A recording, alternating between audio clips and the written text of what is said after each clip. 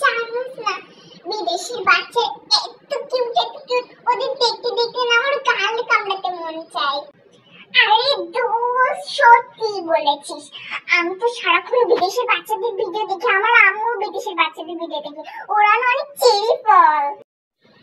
আরে তো সত্যি বলেছিস, কিন্তু আমাদের দেশের বাচ্চারা কিরকম? এই যে বাবু আসছে দেখ। ফোন দে। এই ও কোথা থেকে আসলো?